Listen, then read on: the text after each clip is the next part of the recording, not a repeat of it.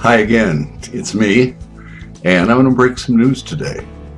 The news has to do with the fact, not an opinion, that Clive Davis took at least a couple years off the Fifth Dimension's recording career. And for the first time ever, I'm going to tell you why. The Fifth Dimension, far too classy to want to go into this territory, have never mentioned it because it wouldn't have been the right thing for them to do. But I was there, and they won't say it, and I understand why, but I certainly will. But I'm going to keep you guessing for a little while. Let's talk the Fifth Dimension first, and we'll go to that later.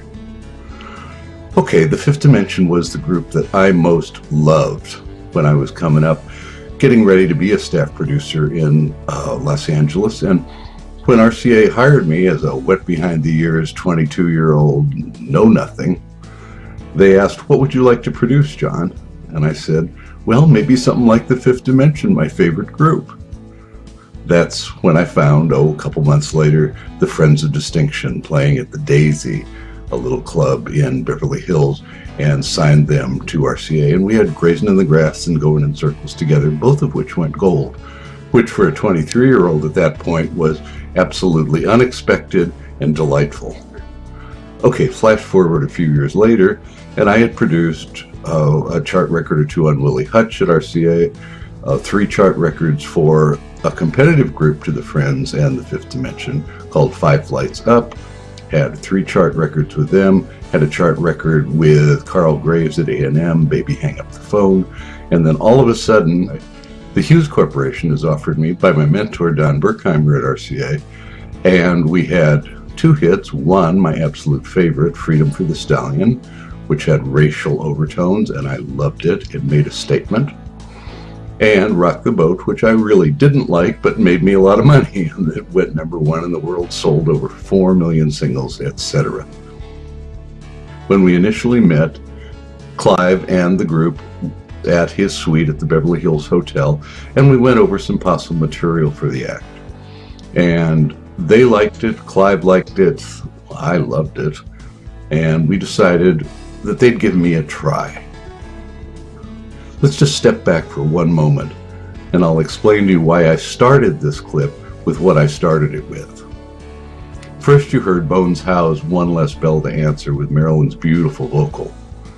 My assignment from Clive was to get away from the sweet One Less Bell to Answer, One Less Egg to Fry kind of material and style and energize it. He had picked me because of Rock the Boat, and yet that was the goal of the project, and the Fifth agreed. So we were going to take a departure from Bones's direction and see how it worked. So we had one tune, No Love in the Room, that McManus and Podrosky wrote. They were my songwriters at the time. We had Hardcore Poetry by Lambert and Potter, another street lyric of sorts that had a socially significant meaning. We had Harlem, which had a very street meaning, which is a Bill Withers cut. We had Crazy Spaces, which I would give, pardon the ladies that are out there, but I would give my left nut to have a copy of that. I lost it twice, once in a hard drive crash, and once when the master cassette vanished, 10 years ago. I had it for 30 years and lost both copies of it. Billy Davis's vocal on Bill Withers' Crazy Spaces was just terrific.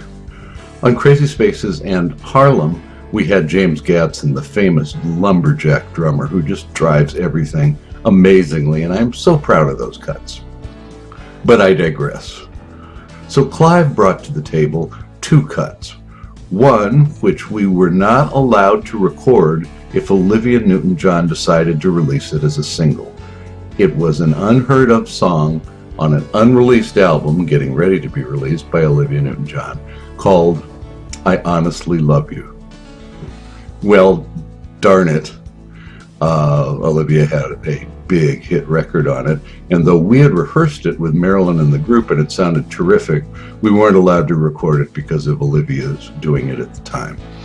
So the other cut that Clive brought us was the Eagles' Best of My Love, which was going to be a cover, which we call something that has been recorded before, had some success, and you do your version of it.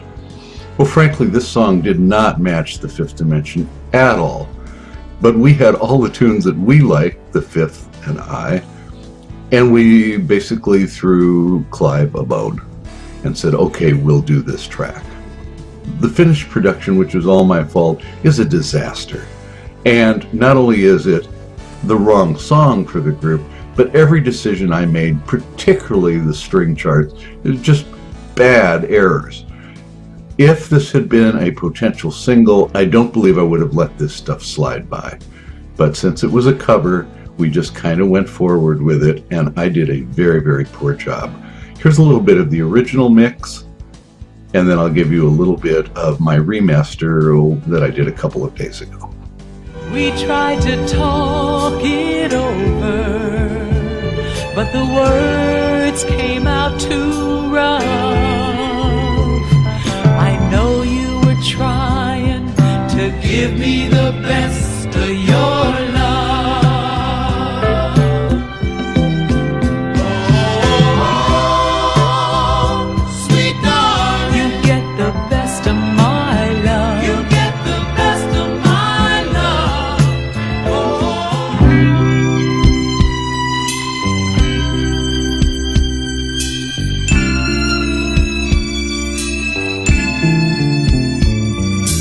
Every night I'm lying in bed, holding you close in my dreams, thinking about all the things that we said, coming apart at the seams.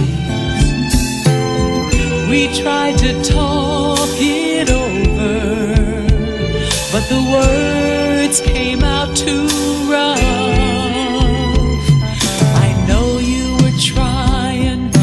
Give me the best of your love.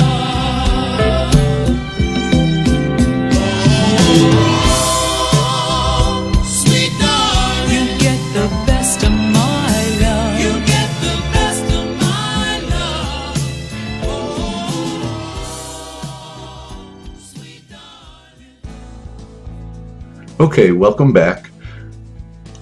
This cut, Best of My Love, the Eagles cut, was never released until tacked on to a couple of later on albums, just because it sucked, and it's my fault.